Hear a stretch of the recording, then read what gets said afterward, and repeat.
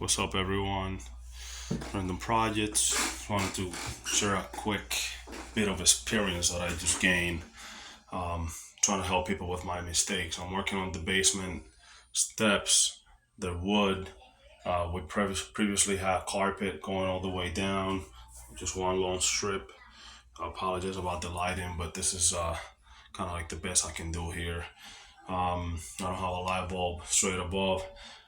So once we remove the carpet, as you can see, there's a kind of a shade from here to there where the carpet went. There were nails and all that. So in order to patch the nails, holes, I got me some of this plastic wood, supposedly wood filler all purpose. It does say there that it's natural and it should be stainable and paintable. So what I did is we remove all the carpet. I cover the holes with that putty stuff right here with that filler. But as you can see, some of it didn't really take the stain or the finish the way that I was hoping to match the wood. So what I ended up doing was after the first coat, well, first of all, we took everything out, we patched everything with the wood filler, sanded the surface, and then went ahead and gave it a coat of that polyurethane, this stuff here. Verathane is what it's called. So once I got that done, I felt like I was super late. I just felt so lazy about how I did this because I should have just done a corner or one of these spots and see how it reacted and then go based off of that. But once we were in, we gave it the first coat, went and got a marker, a wood marker, and it got it super, a lot darker. So it looks better now. We're gonna put carpet tiles on here. So I would just recommend that once you get this stuff down, if you don't match the color right away, make sure that the paint you're getting or the finish do match or do cover, get this to the color that you want it. So we got that out of the way. Everything is dry. Now we're measuring the carpet tiles. They're about 14 inches long. So right here. So what we're doing here is we're gonna match the edge of the carpet to the front of the step, and then we're gonna measure from the inside this way. We're gonna be at approximately, I think it's 4.25 inches from both sides, so it's as center as possible. We're gonna flip them. The one up top I did mark with painter's tape where my 4 inches, 4.25 inches are to the edges, and then I got a roll of double-sided tape, which is for carpets and stuff. So carpet seam tape. What we're gonna attempt is to place this under the carpet, maybe all the way around the edges, up and down, and then some through the middle to keep that down and keep it from bulging and all that. Obviously, I got 11 steps. I only have 15 feet of material. So what I'm gonna do is, instead of getting, I think that's about 3 inches wide, close to that, and getting 3 inch, the whole strip and wasting it quick, I'm gonna split the whole thing into thirds.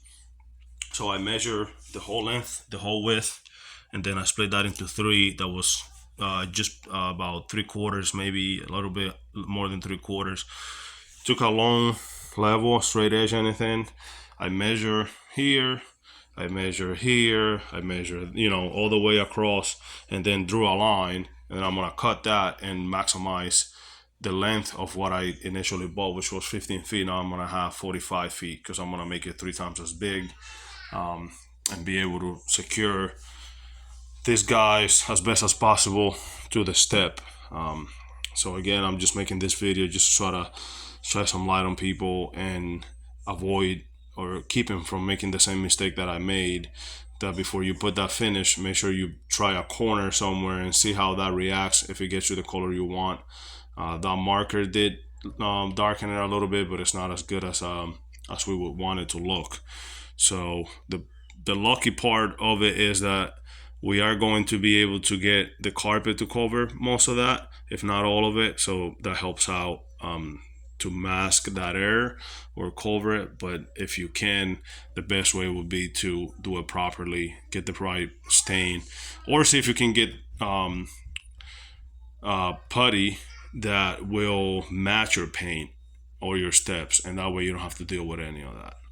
All right, we're gonna cut this, and then we're gonna place it on the carpet, the back of the carpet, and then flip it and stick it to the wood. So stay tuned. We'll be back with that in a second here. For putting the tiles down, the plan is we're gonna go about 8 inches of strip on the top, middle, and bottom of the tile, 2 inches on the corners or on the sides, and then I just went and cut that, and then I cut me an extra one, so I just measure, use these as a template here, go a little faster. So again, we're gonna place this down on the tile, and then we're gonna bring it up to the markings that we made up here.